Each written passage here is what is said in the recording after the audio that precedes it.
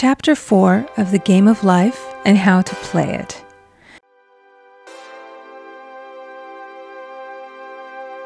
The Game of Life and How to Play It by Florence Scovel Shinn. Chapter 4. The Law of Non-Resistance. Resist not evil. Be not overcome of evil, but overcome evil with good. Nothing on earth can resist an absolutely non-resistant person. The Chinese say that water is the most powerful element because it is perfectly non-resistant. It can wear away a rock and sleep away all before it.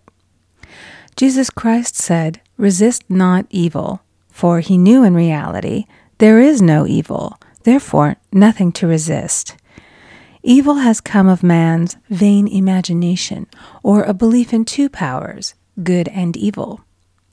There is an old legend that Adam and Eve ate of Maya, the tree of illusion, and saw two powers instead of one power, God. Therefore, evil is a false law man has made for himself through psychoma or soul sleep.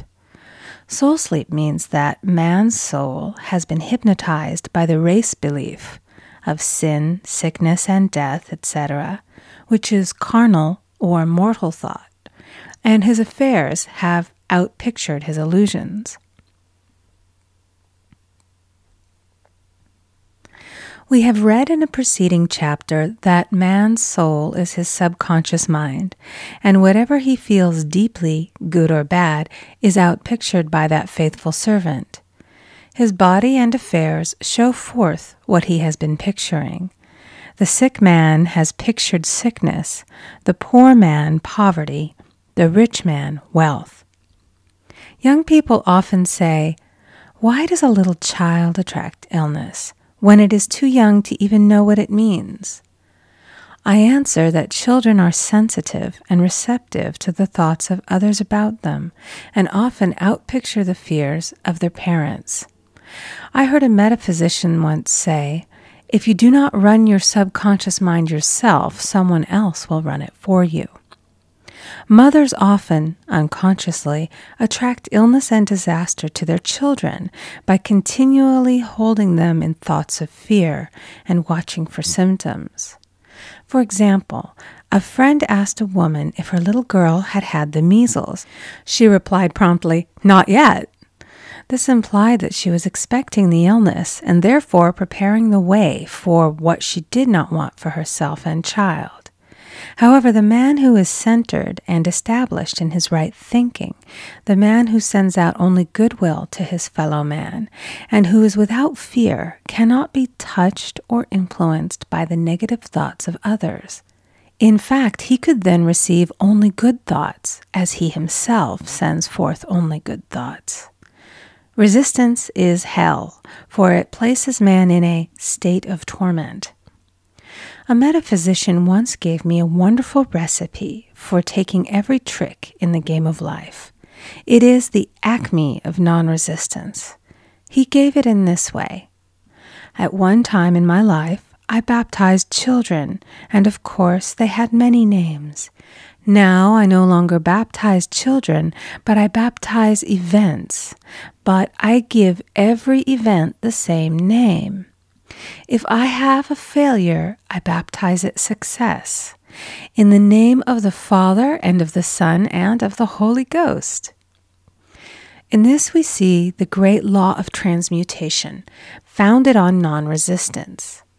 Through his spoken word, every failure was transmuted into success. For example, a woman who required money, who knew the spiritual law of opulence, was thrown continually in a business way with a man who made her feel very poor. He talked lack and limitation, and she commenced to catch his poverty thoughts. So she disliked him and blamed him for her failure. She knew in order to demonstrate her supply, she must first feel that she had received. A feeling of opulence must precede its manifestation. It dawned upon her one day that she was resisting the situation and seeing two powers instead of one. So she blessed the man and baptized the situation. "Success," she affirmed. As there is only one power, God, this man is here for my good and my prosperity, just what he did not seem to be there for. Soon after that, she met, through this man, a woman who gave her, for a service rendered, several $1,000s, and the man moved to a distant city and faded harmoniously from her life. Make the statement, "Every man is a golden link in the chain of my good, for all men are God in manifestation, awaiting the opportunity given by man himself to serve the divine plan of his life. Bless your enemy, and you rob him of his ammunition. His arrows will be transmuted into blessings." This law is true of nations as well as individuals. Bless a nation, send love and goodwill to every inhabitant, and it is robbed of its power to harm. Man can only get the right idea of non-resistance through spiritual understanding. My students have often said, "I don't want to be a doormat." I reply, when you use non-resistance with wisdom, no one will ever be able to walk over you. Another example. One day I was impatiently awaiting an important telephone call. I resisted every call that came in and made no outgoing calls myself, reasoning that it might interfere with the one I was awaiting. Instead of saying, "Divine ideas never conflict, the call will come at the right time," leaving it to infinite intelligence to arrange, I commenced to manage things myself. I made the battle mine, not God's, and remained tense and anxious. The bell did not ring for about an hour, and I glanced at the phone and found the receiver had been off that length of time, and the phone was disconnected. My anxiety, fear, and belief in interference had brought on a total eclipse of the telephone. Realizing what I had done, I commenced blessing the situation at once. I baptized it success and affirmed, "I cannot lose any call that belongs to me by divine right. I am under grace and not under law." A friend rushed out to the nearest telephone to notify the company to reconnect. She entered a crowded grocery, but the proprietor left his customers and attended to the call himself. My phone was connected at once, and 2 minutes later I received a very important call, and about an hour afterward, the one I had been awaiting. One's ships come in over a calm sea. So long as man resists a situation, he will have it with him. If he runs away from it, it will run after him. For example, I repeated this to a woman one day, and she replied, "How true that is.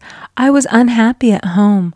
I disliked my mother, who was critical and domineering, so I ran away and was married. But I married my mother, for my husband was exactly like my mother, and I had the same situation to face again." Agree with thine adversary quickly. That means agree that the adverse situation is good. Be undisturbed by it, and it falls away of its own weight. "None of these things move me" is a wonderful affirmation. The inharmonious situation comes from some inharmony within man himself. When there is in him no emotional response to an inharmonious situation, it fades away forever from his pathway. So we see man's work is ever with himself. People have said to me, "Give treatments to change my husband or my brother." I reply, "No, I will give treatments to change you.